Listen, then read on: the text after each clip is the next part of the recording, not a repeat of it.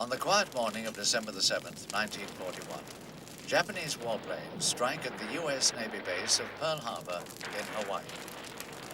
The attack catapults the USA into active involvement in World War II and wholly changes the course of modern history.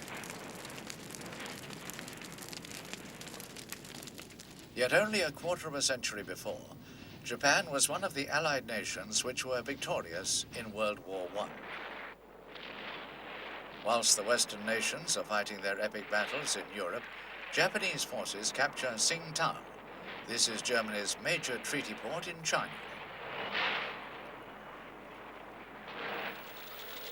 Japanese forces also seize the Marshall, Mariana, Palau, and Caroline Island groups in the Central Pacific. Later in the war, Japanese naval forces even operate in the Mediterranean. At the Treaty of Versailles, Japan is given the island group she took during the war. Japan is thus numbered among the major powers of the early 20th century, having emerged as a nation only 50 years before. In 1868, the Tokugawa shogunate is overthrown, and with it, feudal rule. The next year, the Meiji Restoration leads to the first real power for an emperor, Mutsuhito, after a gap of 250 years. Japan now starts to modernize its rural economy and looks actively outward to the rest of the world. The Sino-Japanese War of 1895 gives Japan control over Korea and Formosa. In 1904, Japan uses Korea as the launch pad for a war with Russia. Japan's victories, for the most part using weapons and tactics gleaned from Western powers, points the way to World War I. Since the Meiji Restoration, Japan's all modern things has been taught by the British people. That time, Britain protected Japan, particularly in the Russo-Japanese War. Japanese Navy's equipment of ship and artillery was all made by Britain in Newcastle. And the money for war was collected in London for Japanese war expense. At the beginning of the 1920s, Japan's empire is restricted to Formosa, Korea, and her Central Pacific Islands. At the same time, relations between Japan and Britain start to cool, and in 1922, the Treaty of Friendship is ended. The Japanese were deeply offended by the British decision under American pressure to terminate the Anglo-Japanese alliance. Japan felt that she had been recognized by a major Western power as a friend and had been a loyal ally, convoying British ships during the First World War. I was shocked and deeply distressed by what she felt was her rejection at the hands of her ally, Britain. The Washington Naval Treaty of 1922 is designed to stabilize the world situation. However, the treaty demands a ratio of 5-5-3 for the capital ships of the UK, USA, and Japan, respectively.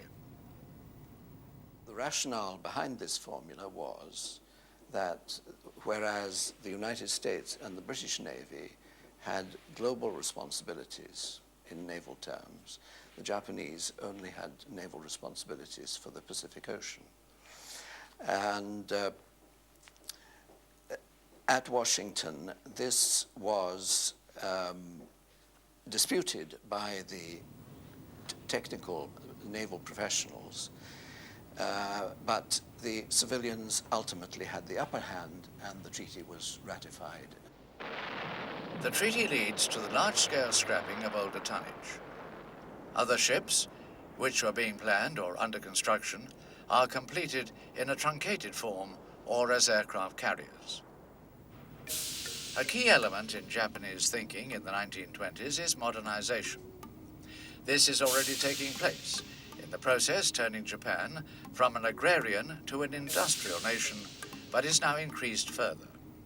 The country's infrastructure, particularly in the cities, is extensively developed.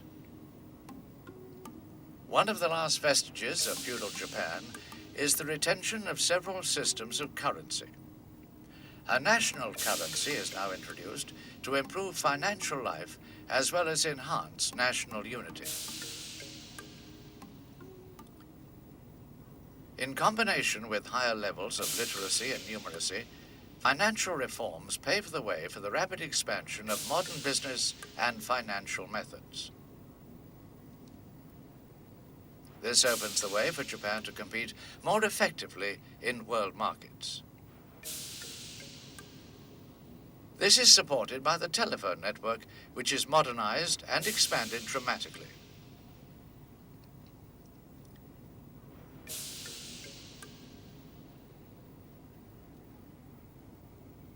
Physical communications are also expanded by a program of railway building and by the creation of underground railways for cities such as Tokyo. Japan's cities are increasingly modern, but also represent an extraordinary blend of old and new. However, in 1924, the USA passes an Immigration Act barring the arrival of all immigrants from the Orient. The effect on Japanese psychology of the Immigration Act of 1924 was very considerable.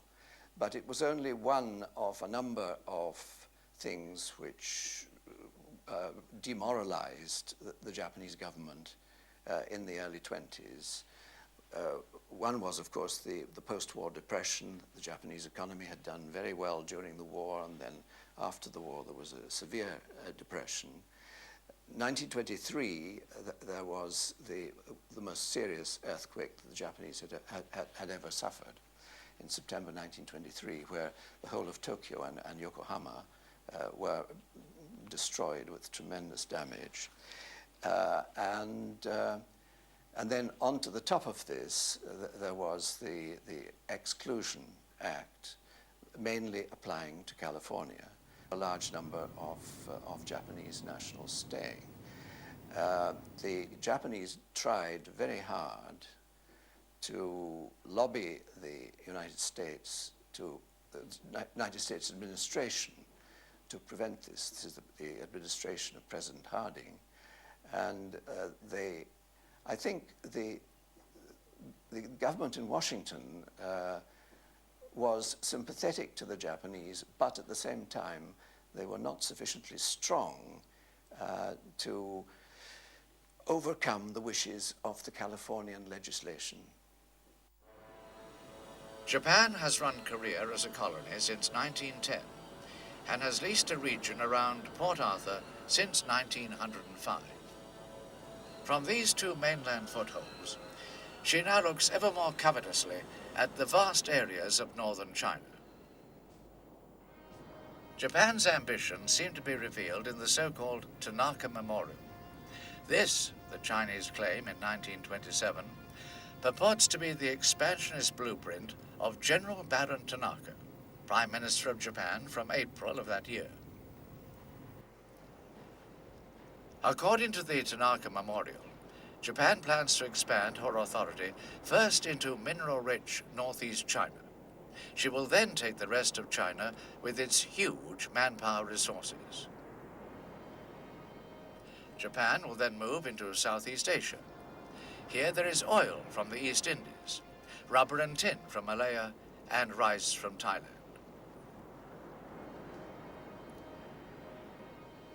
With Southeast Asia secured, Japan will then strike west through Burma to seize the huge prize of the British possessions in India and the oil fields of Iraq. Further expansion will then be directed south from the Philippines and Southeast Asia to capture Australia and New Zealand. In the final phase of her expansion, as ordained in the Tanaka Memorial, Japan will turn east and hook north and south across the Pacific to mainland USA. Thus, the all-powerful Japanese empire will extend through a series of military conquests from India to the USA and from the Russia to New Zealand.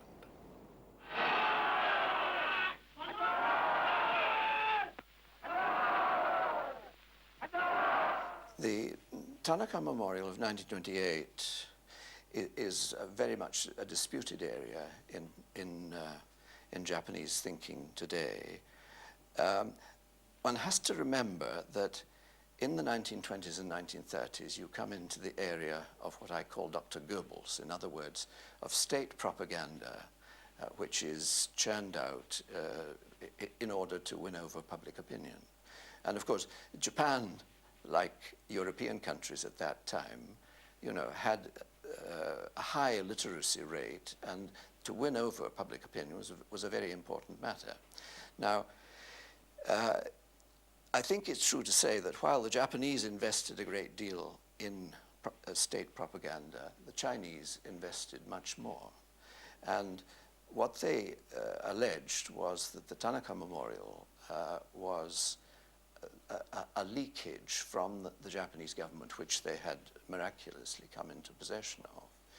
And the Japanese cannot now find anything, any document, which resembles what the Chinese presented as the Tanaka Memorial.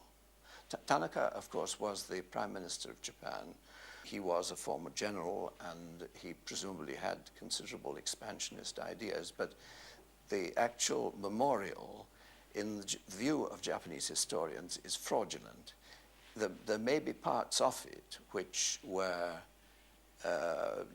based on documents which had come into the possession of the Chinese, but there is no such thing that is known in Japan as the Tanaka Memorial. The Tanaka Memorial has a profound effect on American views of Japanese expansion. It will later be used in her own propaganda war. When the orange groves of California and the cotton fields of Alabama were part of Japan's empire, when the factories of Los Angeles and Detroit were producing for Japan's war machine, then the rest of the world would fall like a ripe plum, and the Japs would have fulfilled Jimu's divine commandment to cover the 8 corners of the world with a Japanese roof. Japan is now pushing for naval expansion. Now, during the course of the 1920s, the climate in the Japanese Navy came, and they began to insist that Japan had global responsibilities, and therefore she must have equality with the other navies.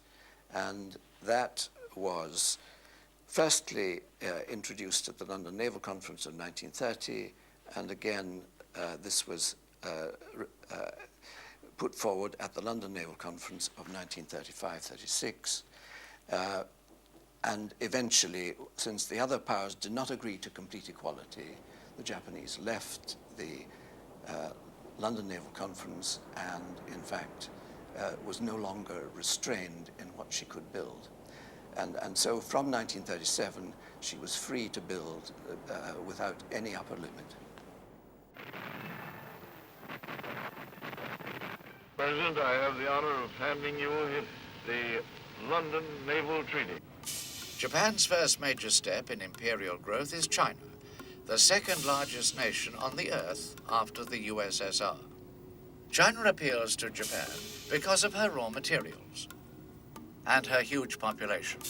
This will serve as both a source of labor and a market for Japanese goods.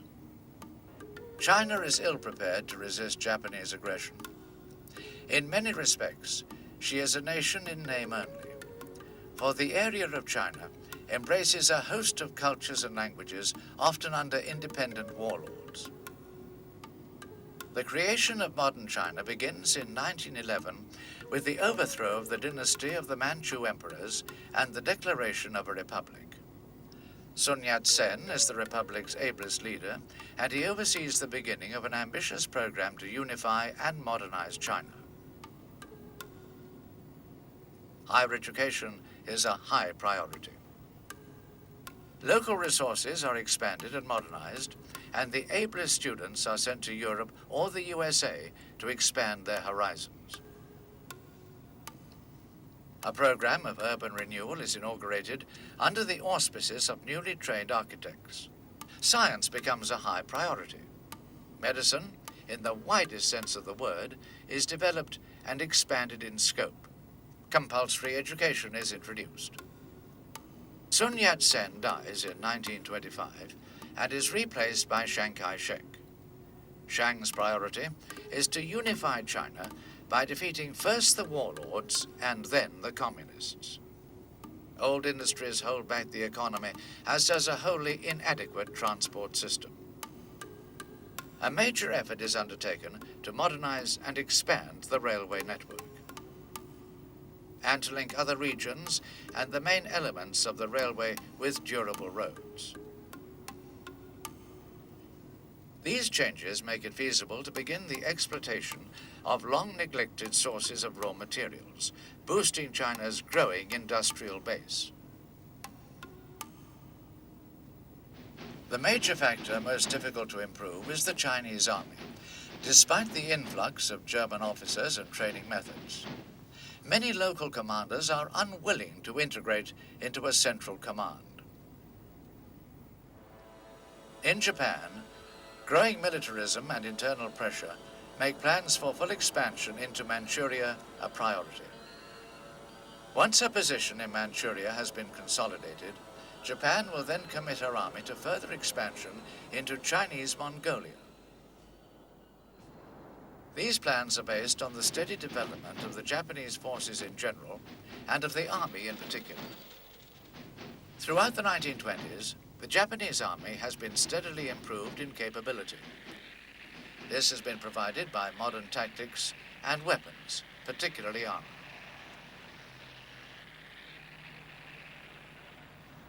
Japan's step-by-step approach to the task is based on the occupation of key positions so that the main railway routes can be seized. These will then serve as the springboards for further development into Manchuria's interior. On September the 19th, 1931, the Japanese claim that the Chinese have attacked a point on the Japanese-controlled railway line linking Port Arthur and Mukden. Damage is caused to just one rail and 2 fish plates. Well prepared, the Japanese commit their Kwantung army garrisons in Manchuria to attack the Chinese at Mukden and other Manchurian cities. Japanese troops, massed along the border inside Korea, sweep into Manchuria. They and the Kwantung army plunge deeper into Manchuria as the Chinese are forced to pull back their wholly inferior forces. Helped by the dislocation of the Chinese army, Japanese forces take over more and more towns and cities.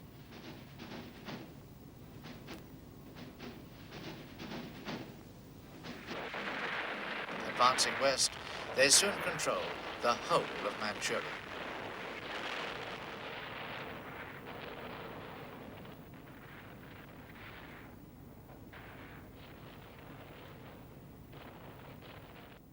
Japan becomes more confident, self-confidence, not relying to other countries, but they can do it by themselves. Firstly, they got in hand Manchuria in a very clever way to use the Manchurian resources for Japan.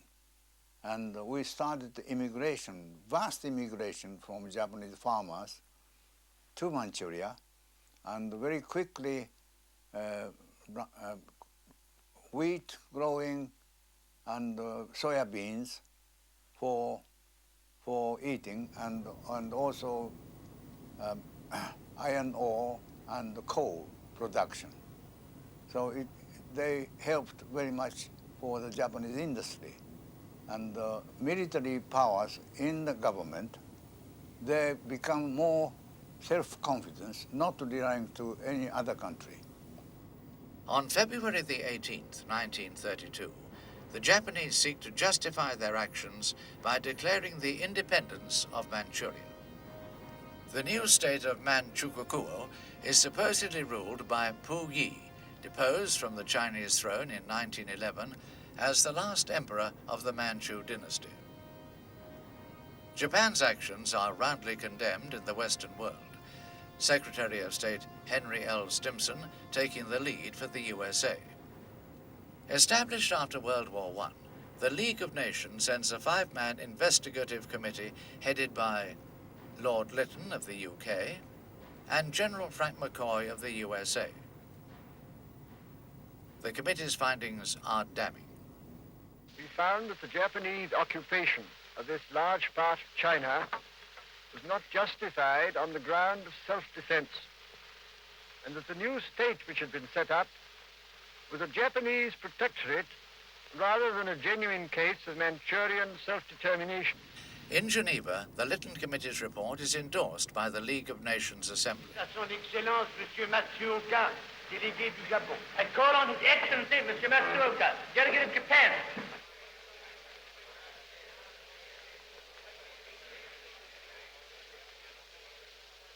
It is a matter of common knowledge that Japan's policy is fundamentally inspired by a genuine desire to guarantee peace in the Far East and to contribute to the maintenance of peace throughout the world.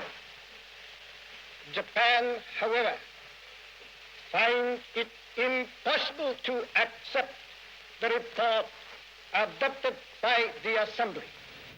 On May the 27th, 1933, Japan pulls out of the League of Nations, which is revealed as a completely toothless organization. This may be seen as the effective end of the world's first attempt at collective security, and also as a green light to others considering territorial aggression. Meanwhile, Japan continues to consolidate her position in Manchuria. She seizes control of Chinese-owned railways and continues to develop the regional rail network. This will provide her with strategic lines upon which to move troops rapidly for further military operations. This also allows a ready exploitation of Manchuria's resources of raw materials and agricultural land. Finally, it facilitates the arrival of Japanese machinery for the development of local industry close to the raw materials on which they are dependent.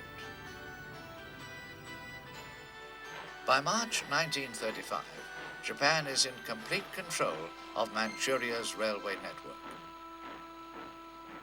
Yet this is only the first phase in Japan's plans for Asian dominance.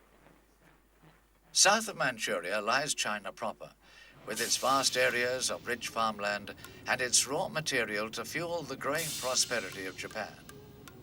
Now, fearfully, China boycotts Japanese goods. The Japanese reply with savage naval bombardment and occupation of Shanghai, which is retaken by the Chinese army. Between January and March 1933, Japanese forces seized Johor, a province of Inner Mongolia. The pretext is a Japanese claim that Johor is really an integral part of Manchuria. By 1933, it is clear that China's geography, fortifications, and people cannot yet hope to check Japan's advance. Where now will territorial ambitions take Japan's forces? Japanese advances on the Asian mainland must be seen within the context of a wider world arena. The rise of the autocratic state and militarism is therefore not a peculiarly Japanese phenomenon. Late in 1922, the world's first fascist state emerges in Italy under the leadership of Benito Mussolini. In a 2-year reign of terror, the fascists consolidated their hold on Italy. Farther north, a similar process in Germany sees the rise of the Nazi Party. Under the leadership of Adolf Hitler, the Nazis gain power in 1933. They immediately begin to remold Germany into a one-party state with vast territorial ambitions. Japan does not have an overtly military government, but the army and navy are in effect states within the state. The two services can largely dictate the nature of domestic politics.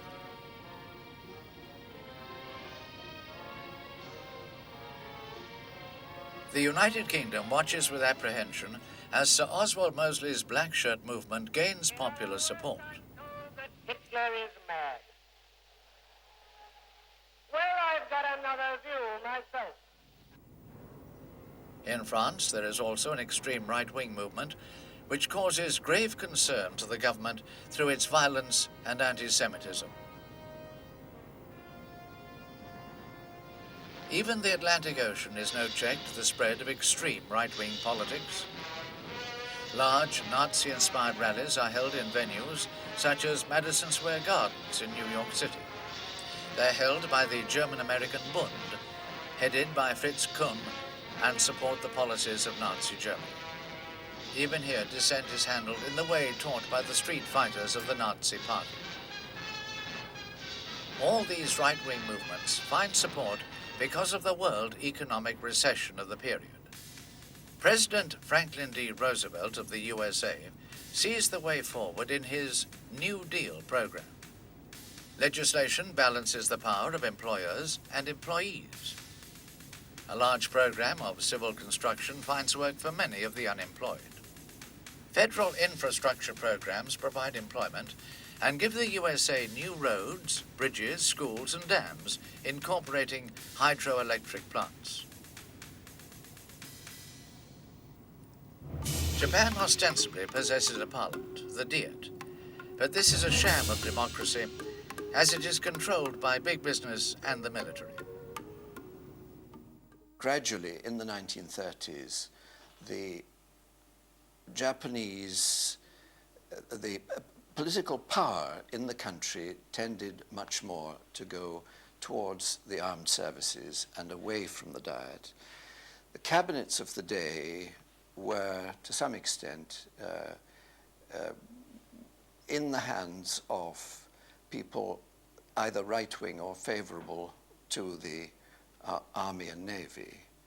How it worked was that if a politician wanted to get the upper hand over some of his rivals, he would very often forge an alliance with the army or the navy or a group within that in order to improve his position. There was a convention that the appointment of the army minister and the navy minister depended on the approval of the army high command or the naval high command. And this meant that when a civilian prime minister was forming a cabinet, he really had to get the approval of the army and navy, otherwise he couldn't fill the two critical portfolios in his cabinet. And this gave the armed services a tremendous power over the policies followed by cabinets. Junior officers in the Japanese army, and the navy is separate, but in the army, junior officers came through the ranks and were largely people from peasant or farming backgrounds. These had been the people who had suffered in the Depression from 1929 through to 1932, when the rice price had gone right down and when so many farming families were in difficulties that they had to send their daughters to prostitution in the major cities. And there was a great deal of radicalism among junior officers. Moreover, junior officers were, if you like, cocooned. They were not they did not go out into the community. They were very much confined to barracks and met only their own kind and only argued with their own kind. And they, firstly, they seem to have been very much persuaded that Japan must expand in order to live, in order to exist and trade. The reason being that Japan had no raw materials and depended therefore on raw materials from Manchuria, in other words, northeastern China. Secondly, Japan was going through a steep rise in population. At that stage, Japan was very much dependent on rice import from Thailand and places like that. And there was a strong case, most Japanese thought, for population expansion and colonization in Asia, Korea, and Manchuria. Nowhere is the radicalism more strikingly evident than in the emergence of assassination as a political weapon. Special interest groups, as well as fanatics, are only too ready to kill political opponents. Now, the most explosive issue in the whole process was the incident of the 26th of February 1936, when people of a major captain rank of the the crack regiment in Tokyo decided that they would take over the government quarter, and moreover that they would go to a number of ministers pinpointed with a view to assassinating them. Went to the Prime Minister's residence, which happens to be in the administrative district, and strangely enough, they encountered not the Prime Minister but his brother, who was a twin, and they assassinated him. And when the corpse was removed, the Prime Minister in disguise escaped with the corpse. But I mean, this is the intensity of the thinking of these junior officers and the power of assassination which they had. I mean, which was, in other words, they were prepared to resort to violence in order to attain what they called the Showa Revolution. In Germany, the Nazis consolidate their power. In 1936, they seize on British and French political weakness to reoccupy the Rhineland, stripped from Germany after World War I. Germany has already started to rebuild her armed forces in secret and in defiance of the Versailles Treaty, and in 1936 reveals the initial extent of her rearmament plans. These include the construction of the secret line of fixed defenses along her western frontier. Mussolini's Italy has plans to extend her African empire. The Italians strengthen and extend their hold on Libya and bolster their position in Eritrea and Italian Somaliland. Their next objective is Abyssinia, to link their other two possessions in the Horn of Africa.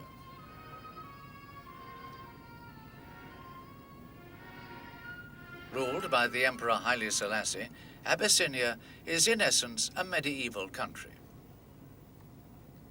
She has little infrastructure and an army equipped with generally obsolete weapons, despite the presence of a Belgian mission since 1928.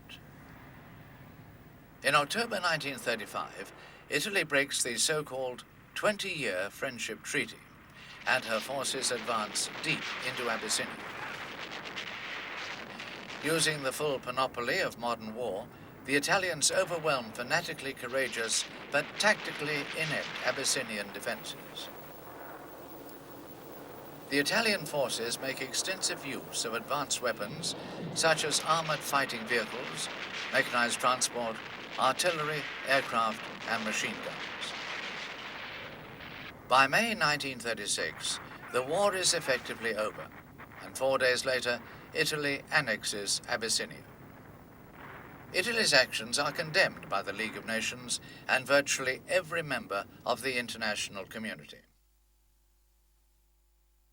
Without a declaration of war and without warning or justification of any kind, civilians, including vast numbers of women and children, are being ruthlessly murdered with bombs from the air. However, despite increasing examples of territorial aggression by the dictatorships, many in America want to remain isolationist. Encouraged by the Western powers, inactivity in the face of German and Italian aggression, the Japanese once again move against northern China. This renewed attack starts in July 1937 as the so-called China Incident. The full-scale Japanese invasion makes quick progress in the north, where Peking and Tientsin soon fall. The Japanese soon control most of the area north of the Yellow River. On August the 8th, 1937, the Japanese open another front with an assault on Shanghai, a city with a population of 3.5 million. As they have done 5 years earlier, the Chinese resist with unexpected resilience.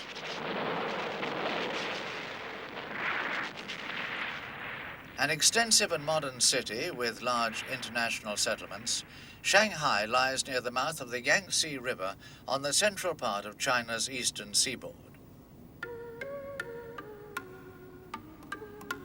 Shanghai is China's largest port and of vital economic importance to the country. More than any other city in China, Shanghai is the place where the East meets the West most visibly.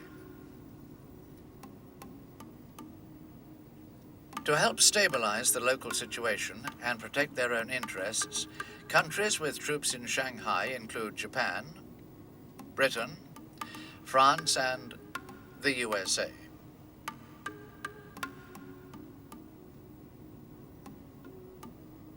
These forces are quartered in the international settlements. By treaty, they are limited in size, but the Japanese secretly build up a far larger contingent. Following an incident close to their settlement, Japanese forces take the offensive. Despite their strength in the city, the Japanese are effectively pinned down for several weeks.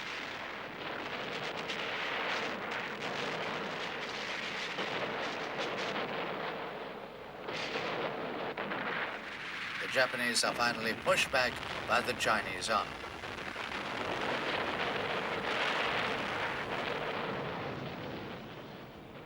Japanese naval bombardment at very close range causes enormous damage but does not break the deadlock on land.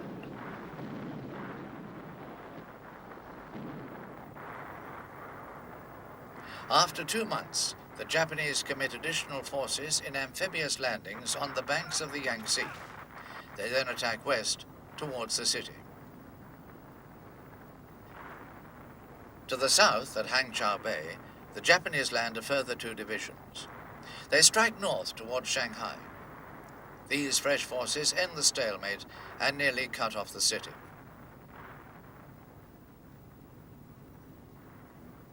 The Chinese have lost about half of their strength in and around Shanghai and start to fall back toward Nanking, the Chinese capital.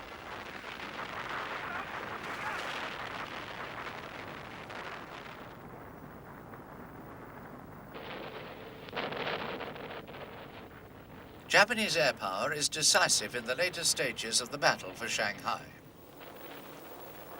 As the Chinese lack anti-aircraft guns and any effective fighter force, the Japanese bombers operate at will.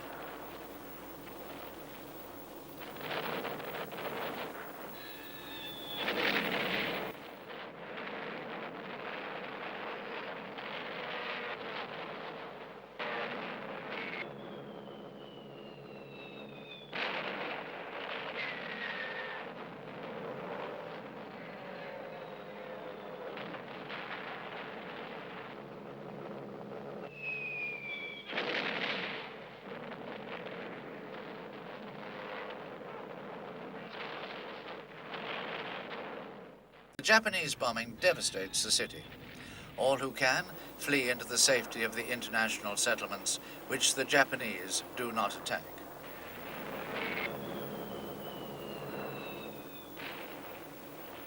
The international settlement can hold only a small fraction of Shanghai's increasingly devastated population. The situation of the civilians is desperate, even before the final Japanese assault.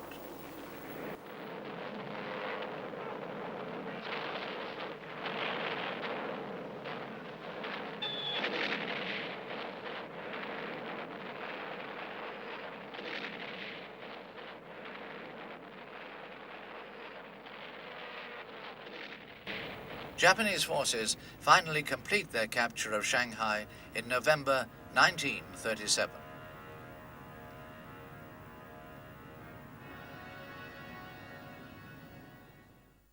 The first experience of the war was 1937, when the Sino-Japanese War started. And I vaguely remember that we had a victory march through the street with a lantern, carrying the lantern. And I can't remember that I went to the procession myself, but I remember very well that everybody very happy and had a victory march. But I was told that after the Sino-Japanese War, Japan changed completely to the military state. And I was told that cabinet of the day set up the national mobilization law, and in order to keep the defense state system, military authorities were very much in control, and we lost the freedom of speech and thoughts and even meetings or publications.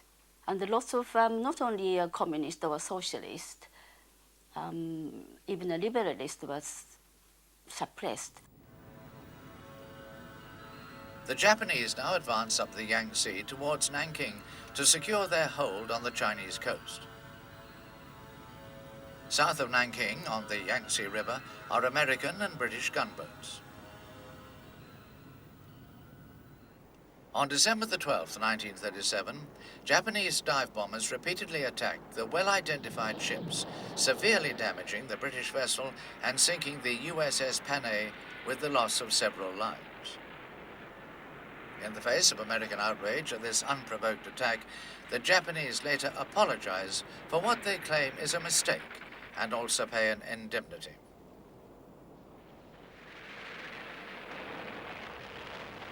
Throughout November and the first part of December, the Chinese try to stem the Japanese advance on Nanking, but cannot check the better equipped and more ably led forces of the Imperial Japanese Army.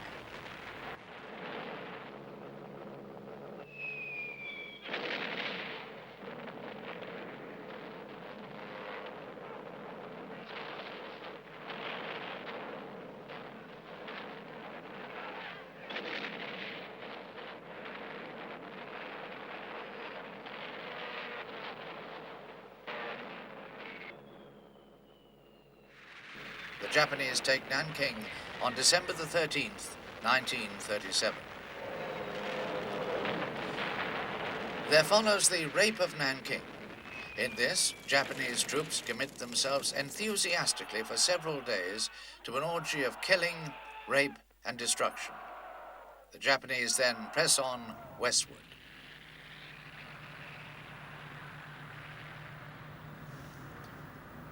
The capture of Nanking provides the Japanese with a firm hold on the eastern side of central China.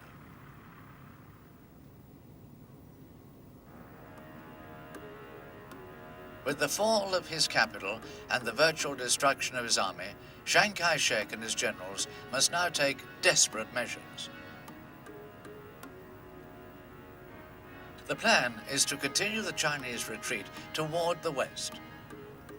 Territory will be traded for the time needed to evacuate local industry and rebuild the shattered Chinese army.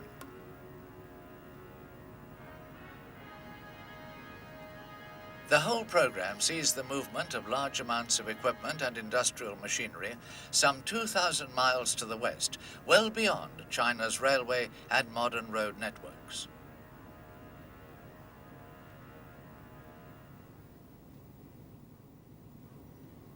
Part of Chiang's plan is a deliberate scorched earth policy to deny the advancing Japanese anything of value. The Chinese demolish anything that cannot be removed and also burn off large areas of land as well as blowing bridges and factories. Nothing will be left for the invader.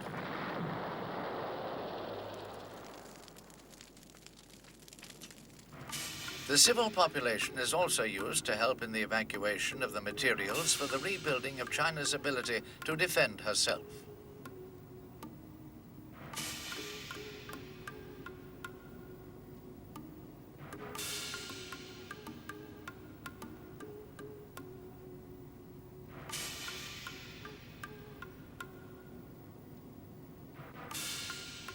Chiang establishes his new base area at Changqing in the upper reaches of the Yangtze River. This is well beyond the immediate reach of the Japanese ground forces.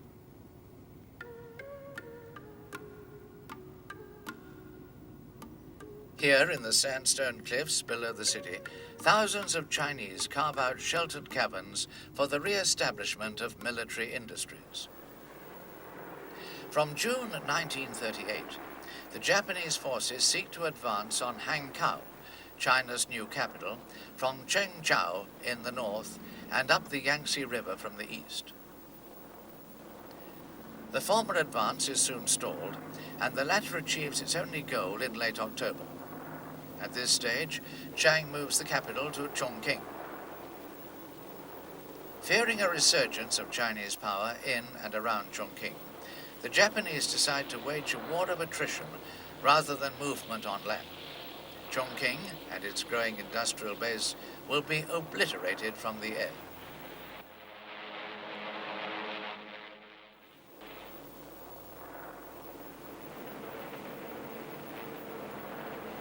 China has only a small air force of obsolete warplanes of Western and Soviet origins. It is hardly surprising that these aircraft cannot dent the scale and accuracy of the Japanese bombing. This is all the more so after the Japanese introduced long-range monoplane fighters. These defeat the Chinese biplanes and leave the bombers unhindered in their devastating work. Even so, the Japanese failed to halt the development of China's new war industries.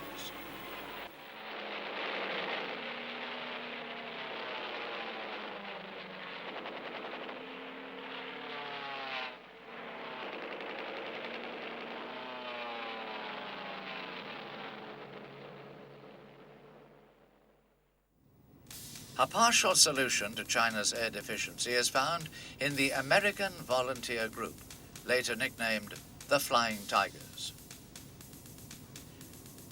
Led by Claire L. Chennault, lately a captain in the U.S. Army Air Forces, the AVG begins to rack up a high ratio of kills to losses against the Japanese.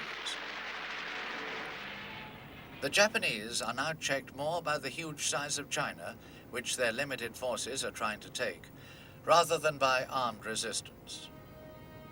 Attrition, rather than a movement, now becomes Japan's strategy in northern and central China. China at last has the time to draw breath and plan the development of her forces. Chiang's plan of trading space for time has paid handsome dividends, and now China is building new and more capable armies. But can Chiang's government and his people hold out until they have rebuilt their armies or until other nations come to their aid? Unable to win a decisive strategic land victory, the Japanese army now upgrades its own lines of communication. This will allow smaller forces to be maintained and moved more easily in the field. It also involves major efforts to strangle the Chinese war effort by cutting her external lines of communication. In 1939, therefore, the Japanese launched a successful program to take the last port cities still in Chinese hands. In 1938 and 1939, Japan is heartened by the reverses to her potential enemies by events in Europe. In March 1938, German forces occupy Austria, which is soon annexed as a part of Germany. Germany is given British and French permission to seize the German-speaking areas of Czechoslovakia by the Munich Agreement of September 1938. Less welcome to Japan is Germany's non-aggression pact with the USSR in 1939. Signed by the German and Soviet foreign ministers Joachim von Ribbentrop and Vyacheslav Molotov, this treaty opens the way for the forthcoming German invasion of Poland. It also frees the USSR from the immediate threat of German attack. This opens the way for movement of Soviet forces to the Far East, where there have been major Russo-Japanese clashes in 1938 and 1939. Now confident that neither France nor Britain will declare war, Adolf Hitler now issues the final orders for the attack on Poland. On September the 1st, 1939, Germany starts World War II with her invasion of Poland. With armored formations punching through their border defenses and her airfields pounded by German tactical aircraft, the Poles fight valiantly, but without real hope. In little more than 1 month, Poland succumbs to the German invasion. To Germany's surprise, France and Britain declare war on her, but can do nothing to help hapless Poland.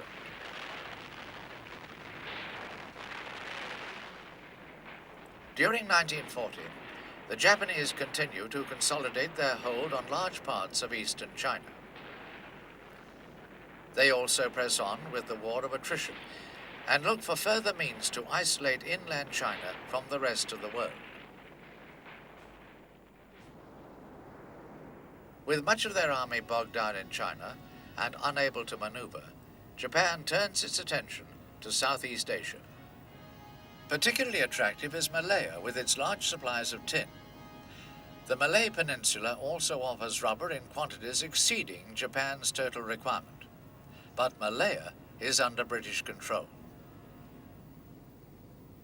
The Japanese army is saying, should we not expand into Southeast Asia? Since we cannot negotiate trade treaties, let us conquer these territories ourselves. And of course, the enemy which had to be contemplated was France in French Indochina, Britain in Malaya and Singapore, and the Dutch in Netherlands East Indies. There were definite reasons for hostility between Japan and Britain, but the Japanese argument is that between Japan and the United States, there were no territorial problems really, unless, you know, Japan attacked the Philippines, but Philippines meant less to the United States than Singapore meant to Britain. And so the United Kingdom was the main target of Japan's offensive thinking in 1940-41. The United States was not. And so the whole idea was that if only Japan could negotiate with the United States and prevent her entering the war, the way would be clear for an attack on the former colonial territories. With the growing threat from both East and West, America becomes concerned. In January 1939, President Roosevelt asked the Congress for $552 million to start a program of rearmament. In January and May of the following year, the President calls for about $3.4 billion to boost national defense. A major shipbuilding program is launched, together with programs to boost the U.S. Army's ground and air forces. from a strategic point of view, the Japanese Army and the Japanese Navy generally were regarded the United States as the major target for their strategic thinking. In other words, if they were going to build up their battleship fleet, the United States would set the level of shipbuilding. As against that, the United States was always the major importer of Japanese produce, whether it was silk or whatever. And so on the commercial front, there was a state of friendship between the United States and Japan. On the Army-Navy side, and particularly the Navy side, the United States was always viewed hostilely. By the late 1930s, the Imperial Japanese Navy has updated most of its existing major ships and now embarks on a program to build new vessels. My parents had a country cottage just beyond Yokohama, where we could go for mountain walks overlooking Yokosuka, the naval base. This was a highly sensitive area, and no one could take a camera. One day, however, when I was walking, I saw the largest battleship I've ever seen down below, and with a pencil and paper drew a diagram of the ship, where the gun turrets were, and as much as a 16-year-old boy who was interested in naval architecture could draw on a rough piece of paper. When I got back to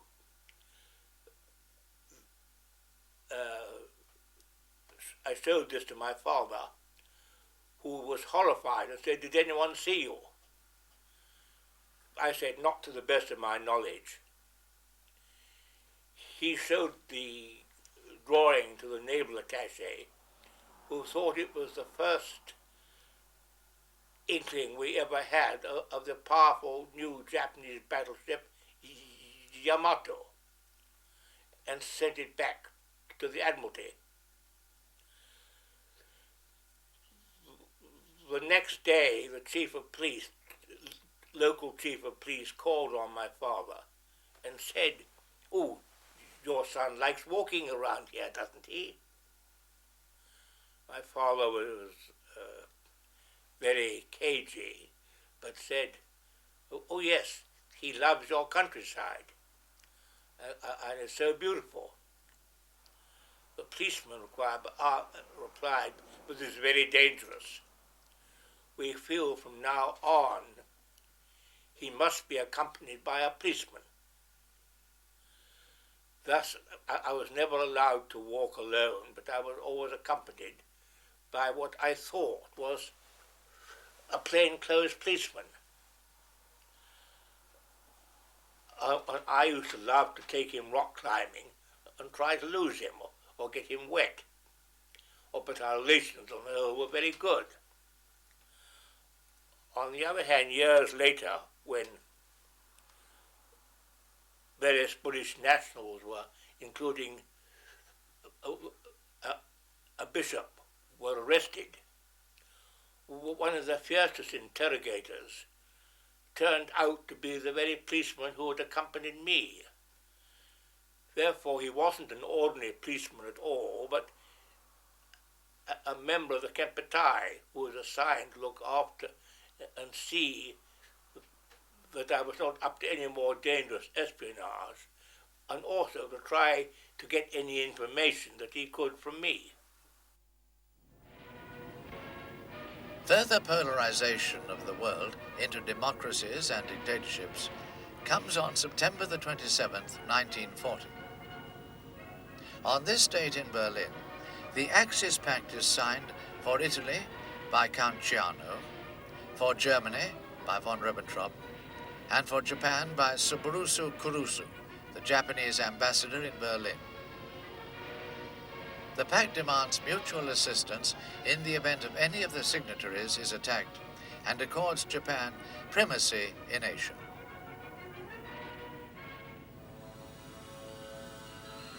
The collaborationist Vichy regime in France yields to Japanese pressure and in September 1940 allows the Japanese to occupy northern Indochina. This allows Japan to sever the rail link between the port of Haiphong and Kunming in China. The arrival of Japanese troops in northern Indochina positions her to threaten Thailand and, in the long term, Malaya. Meanwhile, in Tokyo, there's a new Japanese government under Premier Konoye. My father's feelings about Prince Konoye were very mixed. He was a highly intelligent, very erudite man, but he was obviously a keen patriot, wanted to expand the influence of Japan, and therefore fell under the influence of the army, even though he himself did not want war. But he was often extremely weak when it came to any important time of decision, and would go to bed and be ill. The Japanese foreign minister is Yusaka Matsuoka. Matsuoka was foreign minister in the second Konoye cabinet, and Prince Konoye was obviously completely incapable of controlling him. Matsuoka believed that if he established a closer ties or alliance, which he did with Germany and Italy, it would frighten America and stop her from coming in the war. Thus, he was responsible for signing the Tripartite Pact, which really drove Japan much more closely into the German pocket, and at the same time didn't frighten America as he thought it would, but infuriated them. The Japanese army, at the request of the Vichy French government, invaded southern Indochina and was thus poised directly for an attack on Malaya. For the first time, America took an active part, and it was agreed that America, Britain, and Holland should freeze all Japanese assets. Holland was vital because Japan got all her oil from the Dutch East Indies. This measure stopped all trade between them, and the Japanese were thus deprived of all raw materials, the import of food, and more important of oil, scrap metal and metal for armaments. Allied forces started to blockade Japanese economy by the naval forces and stop the supply from the South Sea oil into Japan. So that was the final reason that the Japanese top decided there's no other way than to break out this blockade to keep our freedom. Konoye planned to meet Roosevelt, thinking that high-level discussions between him and Roosevelt would solve the crisis.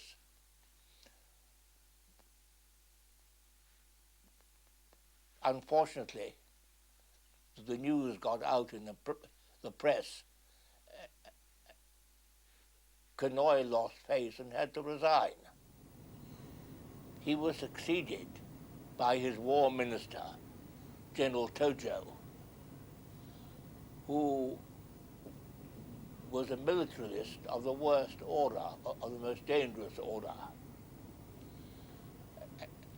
and had the combined positions in the new cabinet of Prime Minister and also Minister of War. Thus, he was all-powerful. But at the instigation of the emperor, an experienced diplomat called Kurusu was sent to Washington to help in the negotiations, which had hitherto been conducted by Admiral Nomura. Kurusu's proposal was that the Japanese army would withdraw from southern Indochina, keep a small garrison in China, in northern Indochina, provided Britain and America were prepared to raise the sanctions. My father felt that this was a vitally important proposal. I will read his comments on this from his later report. I have felt it desirable to give my views on this Japanese compromise proposal in some detail because I considered it to be the crux of the whole matter on which the issue of peace and war depended. It was therefore with very great regret that I learned that His Majesty's government had, in reply to the United States government's request for observations, given it as their opinion that this Japanese proposal should be rejected, because before replying, Cordell Hull, the American Secretary of State, asked for Chinese and British reaction to this proposal, very much contrary to my father's advice, as I've stated. The British urged a rejection, and so, of course, did the Chinese, because I think both countries wanted to involve America in the war and possibly a war against Japan.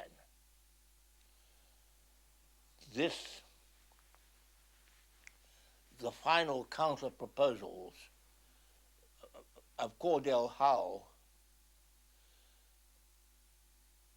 were that Japan should withdraw from the whole of China within 1 year.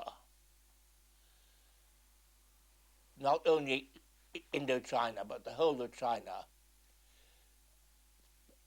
Sign non-aggression pacts, a non-aggression pact with Britain, America, China, and Holland.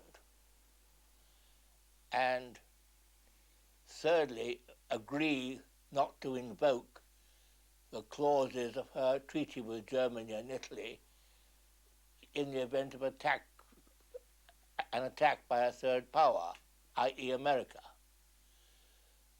Thus, Japan was faced with a proposal that my father was certain she could never accept.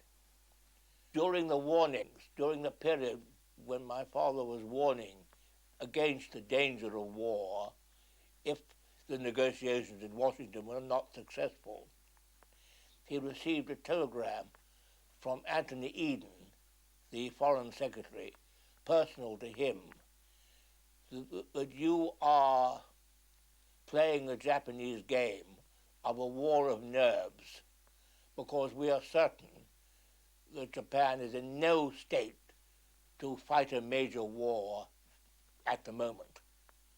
In other words, shut up. The unique nature of Japanese government plays into the hands of the militarists in 1941, for it allows the Army and Navy direct access to Emperor Hirohito. This allows the military effectively to bypass any civilian government. Army was insisted that Japan can win, even the material figure is very weak, but by spirit we can win. They insisted, Army, but Navy was always against that. By all figures, Japan cannot continue to battle, to fight, but they said only 1 year they can fight, but not more. Then finally, at Emperor's meeting, and the Army has all pushed to the conclusion that we should start a war. Then Pearl Harbor was selected as the first move to attack enemy. With the decision made, the militarists meet to plan the military and diplomatic strategy.